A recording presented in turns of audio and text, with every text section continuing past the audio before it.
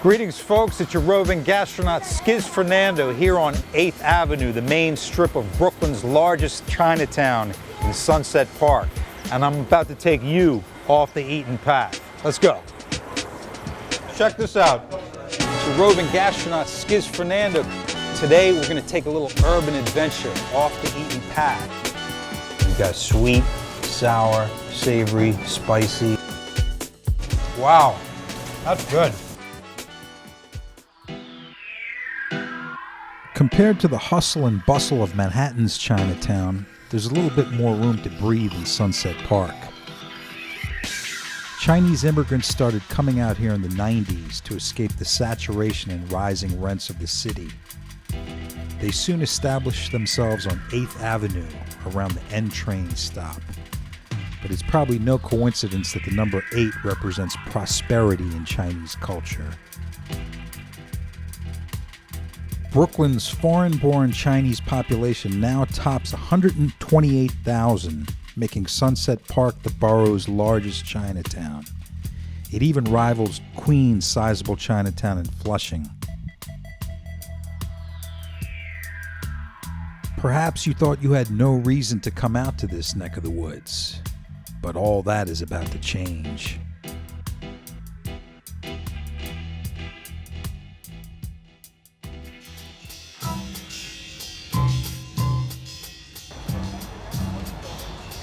I'm starting my tour of Brooklyn Chinatown here at the East Harbor Seafood Palace, where they serve dim sum 7 days a week. Come on. I'm meeting someone who knows her Chinese food, radio host and food personality, Leiti Hsu. This place has been around for a while, and it's the place where all the old Chinese people go. Okay. The old Chinese people know where to get the good dim sum. Is there like a special way to approach it that you have? You want to maximize the diversity, and you want to maximize the stomach space.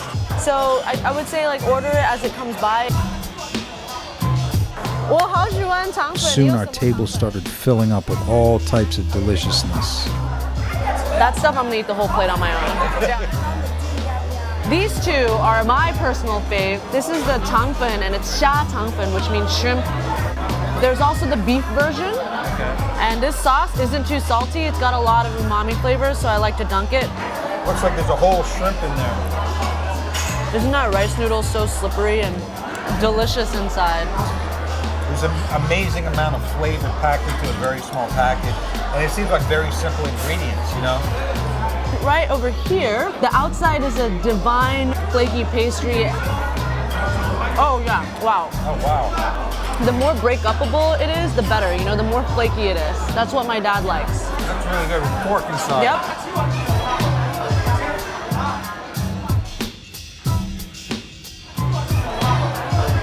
Check out the way that the dough has been fried into this beautiful pear bird nest. The texture on the tongue is so amazing. And what's inside is taro root. Oh my God. Wow. I love that consistency. And it's got pork and it's got a tiny little shrimp in it. You can't get to every single dim sum place. Like, this is artful. Wow. Look at that. This is sticky rice. It's got dried shrimps in it and some peanuts. I love it. Okay, so now that we've tried this rice, let's do this one. This is sticky rice wrapped in lotus leaf, and the lotus leaf gives it this fragrant, herbaceous awesomeness. And there's like pork, and there's like shiitake mushroom. It's like moist, and it's sticky, and it's divine. Whoa, whoa. It's piping hot. That is beautiful. Look at all that good stuff in there. Oh, and pork fat, like look at that. It's got some shrimp in it too. It's gonna sound strange, but my first bite tasted like pizza. The combination of all the flavors, so I can see why kids like this. Yeah, Asian pizza. Nope. This looks like some kind of tofu. Yeah, look at how jiggly that is. That was made like right jiggly. now. And it also comes with a ginger syrup. Oh wow. Got a little bit of that warmth and spice. It's got the silkiness of the tofu that's like barely existing. Whoa. Nice. That is really good. Ooh, yeah. Wow. I'm not usually a big tofu fan, But I love that ginger syrup. Isn't it nice? That is really good. I hope you're still hungry because Of course. we have here the shrimp dumplings, the pork shu mai, Okay. sao mai, and then the chicken feet, so tender, and then also some tripe. Nice. Dig into this. Okay, I'm so glad because I know tripe isn't everyone's favorite thing, but I think this preparation is more approachable. It's actually very mellow taste. Right. I mean, There's an earthiness to it, and then most of it's all texture, so it's like pretty fun on your tongue. I mean, definitely interesting consistency, yeah. And it's just like crunchy. Even though it looks all jiggly, yeah, it's like eating a rubber band, but Exactly. delicious. the chicken feet I have had before. If this was just deep fried, I think it would be a lot better because then you could just eat the whole thing. When I was a kid, I was more into chicken feet than French fries. Shu mai's got the pork interior, Some shrimp in there. the too. wrapper, yep, shrimp, and then on the top dotted with a bit of fish roe. Just- We have to get a dumpling, of course. You know, there's so many different kinds of dumplings, and this is a really classic one, shrimp. Okay. So sha jiao. That's very good.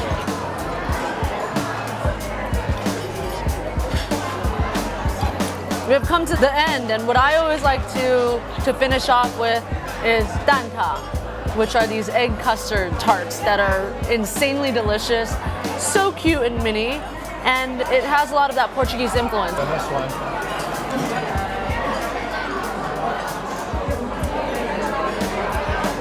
Wow, That's rich. I'm full. Well, there's still more food to eat, so All right. you want to take a little walk? Walk it off, walk Okay. it off. All right. Let's do it.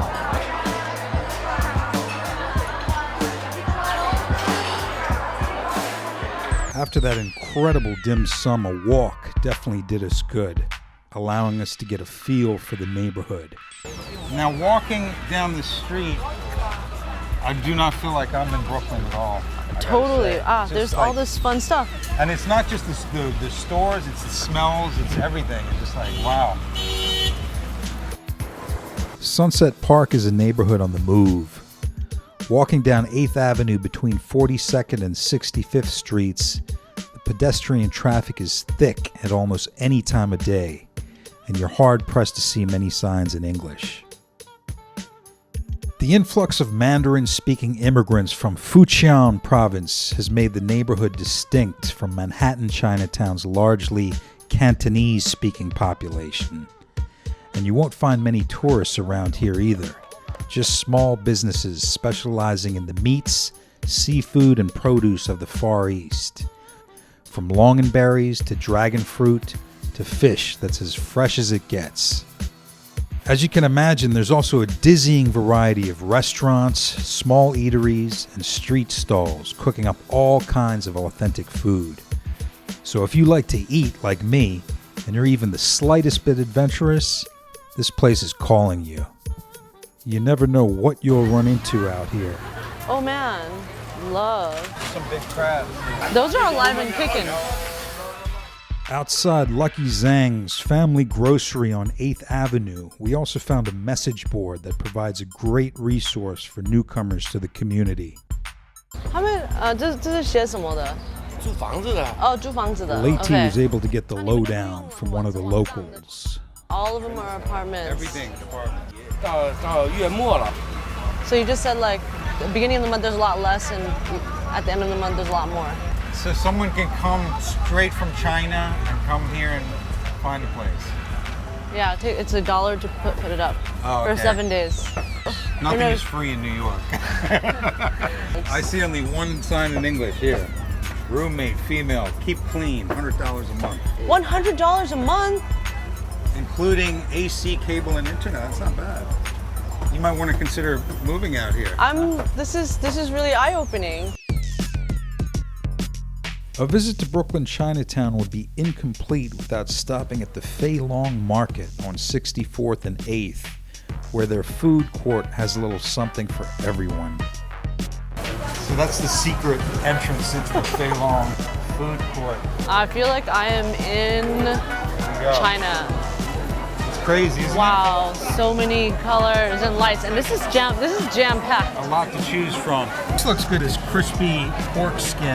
That looks like it's properly done. This makes me feel like I'm in Hong Kong, you know? Hong Kong is, they are very, very good at their roast meats. Okay. Like if you go there, that's what you gotta get. But here we have it in our own backyard. And look at that skin, it is so shiny and browned. That looks really good. And I hear that they have a good congee here. So. Oh, congee is gonna go great with this. Nice and neutral flavored, so it'll like pick up all the fattiness and the saltiness. Once again, I'm glad I brought you because I cannot understand this menu. Yeah, it is actually 100% Chinese. Hello， 你们有咸鸭蛋还是那个？有烧鸭饭、叉烧饭、 Yeah. 烤猪饭、鸡饭。你的稀饭？ This place has supposedly good soup dumplings. We had a few words with Kenny, the owner of Shanghai Dumpling House. I'm born in China. I grew up in China, Right. and in my little street, they make a soup dumpling every day. So I know how to make it because my grandma to making this soup dumpling on this little street. Well, what is the secret to the soup dumpling? How do you get it? How do you get liquid inside a solid covering? Then you have to make the chicken soup and starting like very lots of water in there. Okay. To make like almost like over 10 hours. So it's chicken stock that you've just reduced for a long time till it's gelatin. That's exactly. And then when it's in a solid form, you mix it with the pork? yes, with the pork. And then when the pork is put inside the dumpling and it's steamed, it melts. Melts. And that get is the the soup. Okay. I want to let people try the old traditional soup dumpling, what it is. So we make a fresh, a hot taste is good without MSG. Thank you very much. Thank you very much. Steaming hot. Oh yes, it is sexy. You want to get up in the middle and delicately, and if it's sticking, don't let it stick. Okay. Okay. And usually you would have a soup spoon, a big soup spoon to catch everything in, but we're gonna do our best. Okay. You wanna bite the thin sides and then like use your lips and pucker them and suck out all the juices.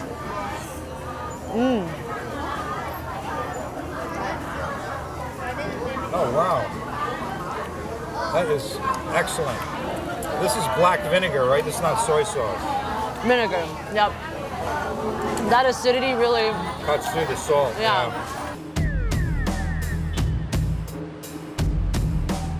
Let's try the congee now. I think we got a little roast pork with it too, right? yeah. Oh wow. Look at that skin. It's excellent. Wow. Chicharrones. Congee, if you can imagine, it's poor man's food. Right. And so this is a great use of leftover rice. And yours, we have here a zhuhong, a pig's blood porridge. Nice. And mine is 1,000-year-old egg in there. In addition to putting like pork and all these delicious things in it and on it, you can put like pickled bamboo shoots, like pickled cucumbers, like there's all sorts of accoutrements. It's like a blank canvas that you could just add whatever you want to it, right? I think I'm gonna throw some pork in here. Awesome.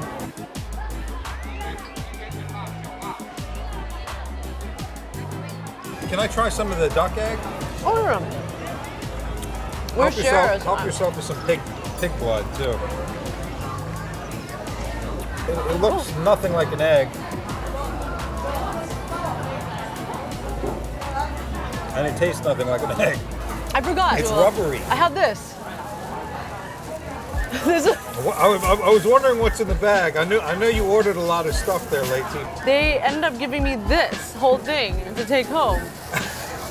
That looks like it's gonna eat us. Oh, You know what this reminds me of, Leiti? Pork potato chips. heck yeah.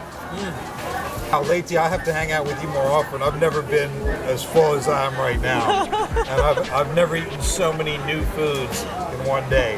So thank you very much. Now, off to yoga.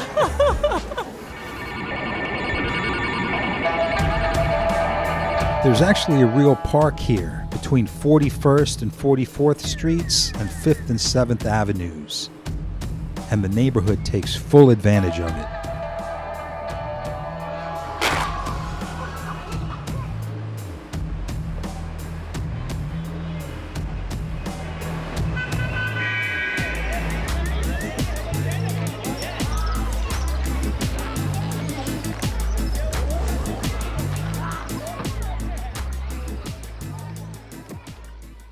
Sunset Park is about much more than just food. Stores like the Sunshine Herbs Corp are a great place to learn a thing or two about Chinese medicine.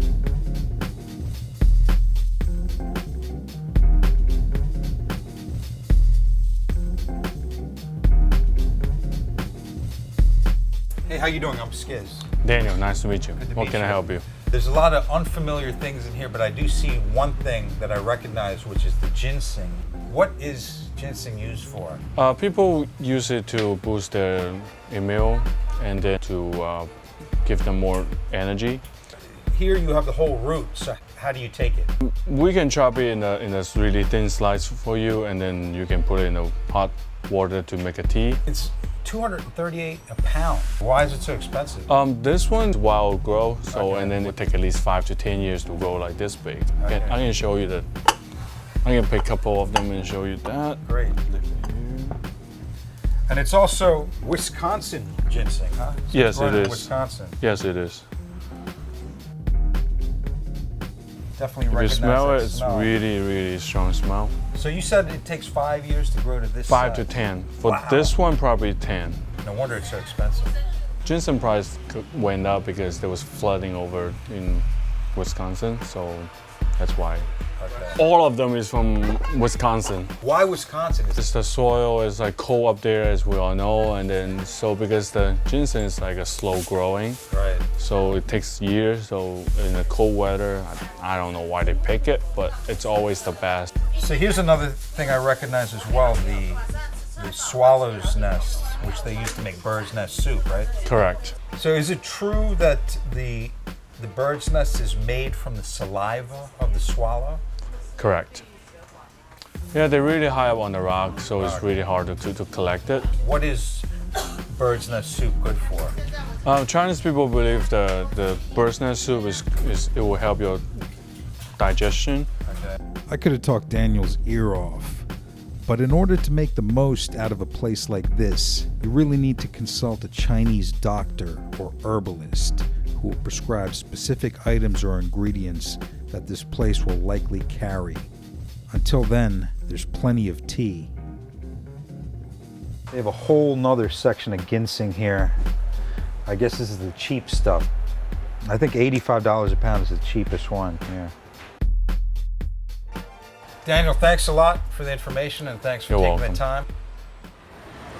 Queens and Manhattan have nothing on Brooklyn's largest Chinatown here in Sunset Park. So if you want to take a trip without leaving home, hop on the N train to 8th Avenue and discover a neighborhood with its own distinctive flavor. My name is Skiz Fernando, and I'll see you next time on Off the Eaten Path.